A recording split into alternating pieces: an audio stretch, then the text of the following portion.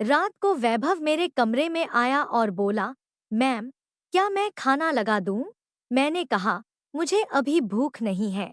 लेकिन वैभव, क्या तुम मेरे लिए कुछ कर सकते हो? उसने कहा, हाँ, मैम, बिल्कुल। मैंने उसे कहा, वैभव, मेरी तबीयत ठीक नहीं लग रही है। क्या तुम थोड़ा तेल गरम करके लाओगे और मेरे हाथ पैरों की मालिश कर दोगे? वैभव ने कहा, ठीक है, मैम, मैं तेल गरम करके तुरंत लाता हूँ। उस समय मैं साधारण साड़ी पहने हुए बिस्तर पर लेटी थी। 5 मिनट में वैभव गरम तेल लेकर आया और कमरे में खड़ा हो गया। मैंने अपनी साड़ी ऊपर की और उसे कहा, वैभव, तेल लगाकर मालिश करो। उसने कहा, हाँ, मैम, और मेरे पैरों की मालिश करने लगा। मैंने अपनी साड़ी थोड़ी ऊपर सरकाई क्योंकि मैं उसे अपना सौंदर्य दिखाना चाहती थी। वैभव मालिश करते समय लगातार मुझे देख रहा था। थोड़ी देर बाद मैंने पलट कर कहा, वैभव, अब मेरी पीठ पर भी तेल लगाकर मसाज करो। पीठ में बहुत दर्द हो रहा है। वह थोड़ा अड़चने में आया और बोला, मैम, मैं ऐसा नहीं कर सकता। मैंने कहा, वैभव, तुम्हें शर्माने की कोई जरूरत नहीं है। मैं तुम्हें इस काम के लिए रखा हूँ और इस मालिश के लिए मैं तुम्हें अलग से पैसे दूंगी, जिससे तुम्हारा घर भी अच्छे से चलेगा। पैसे देने के बाद वैभव तैयार हो गया। उसने मेरी साड़ी का पल्लू पीछे से थोड़ा ऊपर किया और पीठ पर तेल लगाकर मसाज करने लगा। मैंने दीवार पर लगे शीशे में देखा तो उसकी नज़र मुझ पर टिकी हुई थी, लेकिन उसके हाथ पैर डर के कारण कांप रहे थे। थोड़ी देर बाद मैं पलटी और सीधी बैठ गई। मैंने कहा, वैभव, अब मेरे पेट पर भी मालिश कर दो। वह डरकर बोला, मैडम, आप क्या कह रही हैं? उसके हाथ पैर जोर से कांपने लगे। वह अब भी डर रहा था और पहल करने से कतरा रहा था। लेकिन मुझे समझ आ गया था कि उसके मन में भी कुछ चल रहा है। मेरी शादी को कई साल हो चुके हैं। मेरे जीवन में सुख संपत्ति सब कुछ है, लेकिन एक चीज की कमी है, और वह है मेरे पति का प्यार। मेरे पति एक बड़े बिजनेसमैन हैं और काम के सिलसिले में हमेशा घर से बाहर रहते हैं। घर में भौतिक सुख सुविधाएं हैं, लेकिन प्यार की कमी मुझे हमेशा महसूस होती है। हमारे घर में एक 22 साल का नौकर है, जिसका नाम वैभव है। वह धार में रहता है। उसकी आंखों में एक अलग सी चमक और तड़प दिखाई देती है। उसकी पत्नी यहाँ नहीं है और शायद उसे भी मेरी तरह प्यार की कमी महसूस होती है। शायद मेरी तरह वह भी अपने साथी के प्यार से दूर है। यह घटना पिछले साल की है, जब मेरे पति कुछ दिनों के लिए घर आए थे, लेकिन हमेशा की तरह उनका समय मोबाइल और बिजनेस कॉल्स में बीत गया। दिन भर काम में व्यस्त रहने के कारण उन्होंने मुझ पर बिल्कुल ध्यान नहीं दिया। रात हो गई और उन्होंने मुझसे कहा, मैं 1 महीने के लिए बिजनेस के सिलसिले में अमेरिका जा रहा हूँ। उनकी इस बात ने मुझे अंदर से तोड़ दिया। उस रात मैं कमरे में अकेली बैठकर बहुत रोई। उनकी इस बेरुखी ने मुझे फिर से अकेला कर दिया। उनका एक दिन का साथ भी मेरे दर्द को कम नहीं कर सका। उनके जाने के बाद मेरा दिल टूट गया। मैं उनके प्यार की कमी से हताश हो गई। धीरे धीरे इस दर्द को सहन करने के लिए मैंने शराब पीना शुरू कर दिया।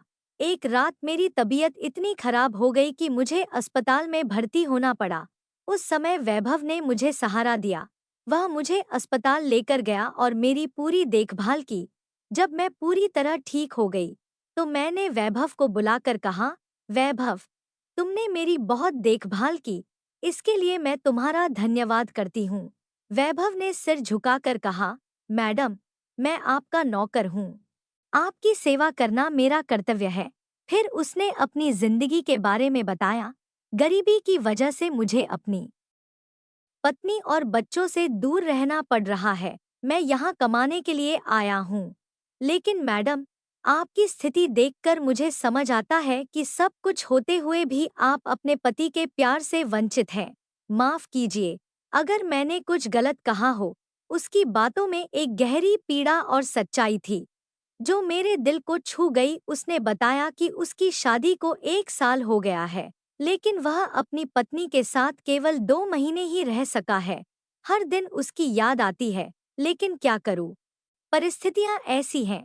उसकी बातों में छिपा दर्द मेरे दिल से जुड़ गया। वैभव की आंखों में जो मासूमियत थी, उसने मुझे यह महसूस कराया कि कोई मेरे दर्द को समझ सकता है। उस दिन के बाद जब भी हमारी नजरें मिलतीं, हमारे बीच एक अनकही कशिश महसूस होती। शब्दों से ज्यादा हमारी भावनाएं बोल रही थी और उन भावनाओं ने हमें एक अदृश्य रिश्ते में बांध दिया था। वैभव की आंखों में जो अनामिक आकर्षण था, वह मुझे सुकून देता था। शायद हम दोनों एक जैसी अधूरी इच्छाओं और दर्द को झेल रहे थे, जो हमारे दिलों में गहराई से समाई हुई थी। एक बार वैभव ने चुपचाप कहा, मैडम, अगर मैं कमाऊंगा नहीं, तो घर कैसे चलेगा?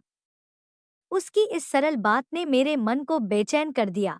मैंने उसे कुछ पैसे देते हुए कहा, तुम घर जाओ, अपने परिवार को समय दो। लेकिन उसने मना करते हुए कहा, नहीं मैडम, ये पैसे मैं घर भेज दूंगा। मेरा घर इन्हीं पैसों से चलता है। मैं यहीं रहूंगा और आपकी सेवा करूंगा। उसकी बातों ने मुझे उसके परिवार के प्रति उसके प्यार और जिम्मेदारी का एहसास कराया।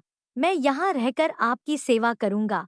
मालिक घर पर नहीं है, इसलिए आपकी देखभाल करना मेरा कर्तव्य है। उसके शब्दों से उसके परिवार के लिए उसका प्रेम और जिम्मेदारी साफ झलकती थी। मुझे एहसास हुआ कि यह साधारण आदमी अपनी पत्नी से कितना प्रेम करता है, और दूसरी ओर मेरा पति, जिसे मेरी भावनाओं की कोई परवाह नहीं है। वैभव की आंखों में जो तड़प थी, वह मेरे दिल से जरूर जुड़ गई। वही दर्द मेरे दिल में भी था। उस पल मेरे मन में ख्याल आया कि शायद हम दोनों एक दूसरे की इस अधूरी चाहत को पूरा कर सकते हैं। उस दिन से मैंने वैभव को एक अलग नजर से देखना शुरू कर दिया। एक दिन वह घर की सफाई कर रहा था और उसने केवल एक बनियान पहनी हुई थी। मेरे मन में एक अजीब सी हलचल हुई। उसका मेरे पास होना मुझे अच्छा लगने लगा और मैंने तय कर लिया था कि मैं अपनी जिंदगी की खाली जगह को वैभव के साथ भरूंगी। उसे अपनी ओर आकर्षित करने के लिए मैं नए नए तरीके ढूंढने लगी। कभी मैं जानबूझकर उसके सामने मॉडर्न छोटे कपड़े पहनकर घूमती, ताकि उसका ध्यान मेरी तरफ जाए, लेकिन वह हमेशा अपने काम में खोया रहता, मानो इन सब चीजों का उससे कोई लेना देना ही न हो।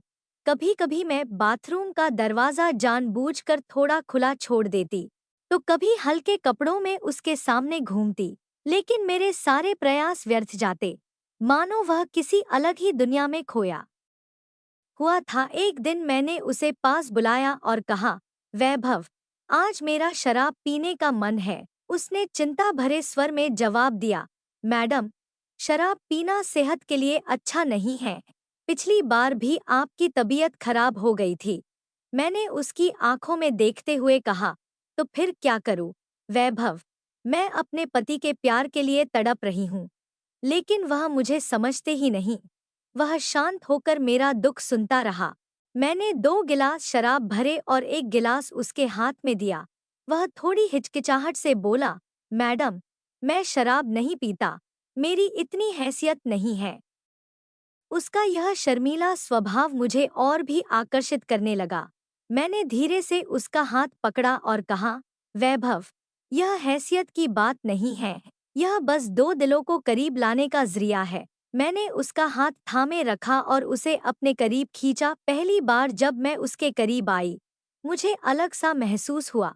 मेरा दिल जोर जोर से धड़कने लगा। उसकी झिझकी हुई नजरों में मुझे एक अजीब सी चमक दिखी। धीरे धीरे मैंने अपना चेहरा उसके करीब ले जाया, उसकी आंखों में देखते हुए हल्के से उसके गाल को छुआ। मेरी इस हरकत से उसके मन में कुछ बदल गया। उसकी सांसों की धड़कन महसूस हो रही थी और उसने मुझे अपनी बाहों में भर लिया। उस पल में हम दोनों एक दूसरे में खो गए, मानो हमारी जिंदगी की सारी अधूरी इच्छाएं उस पल में पूरी हो रही थी। वैभव के साथ मुझे वह सुकून मिला जिसकी मैं सालों से तलाश कर रही थी। उस दिन हमने दोनों ने अपना दुख साझा किया और एक दूसरे के साथ खो गए। मैं वैभव के साथ पूरी तरह से खुद को खो बैठी थी, क्योंकि मेरे जीवन में जो प्रेम का अभाव था, उसकी कमी को मैं वैभव के साथ की संगति से पूरा कर रही थी, जबकि उसे लगता था कि उसका पति हमेशा उसके पास रहे। उसकी भावनाओं को समझे और उसकी ज़रूरतों का ध्यान रखे। लेकिन मेरा पति अपने काम में इतना व्यस्त रहता था कि मुझे हमेशा अकेलेपन का एहसास होता था। एक रात वैभव मेरी कमरे में आया और पूछा, मैम, क्या मैं खाना लगा दूं? मैंने जवाब दिया, मुझे अभी भूख नहीं है। वैभव ने हल्के से मुस्कुराते हुए पूछा, क्या मैं एक काम कर सकता हूँ? उसने जवाब दिया, हाँ, मैम, बिल्कुल। मैंने कहा, वैभव, मेरी तबीयत थोड़ी ठीक नहीं लग रही है। थोड़ा तेल गरम करके लाओ और मेरे हाथ पैर दबा दो। उसने आदरपूर्वक सिर झुकाया और कहा, हाँ, मैम, मैं अभी लाता हूँ। उस समय मैं गाउन पहने हुए थी। तो दोस्तों, आज की कहानी आपको कैसी लगी? इस कहानी का पहला भाग मैंने आपके सामने प्रस्तुत किया है और इसका दूसरा भाग शानदार आपके सामने आएगा। दूसरे भाग को देखने के लिए चैनल को अब सब्सक्राइब कर लीजिए। चैनल का बेल आइकन दबाना बिल्कुल न भूलें।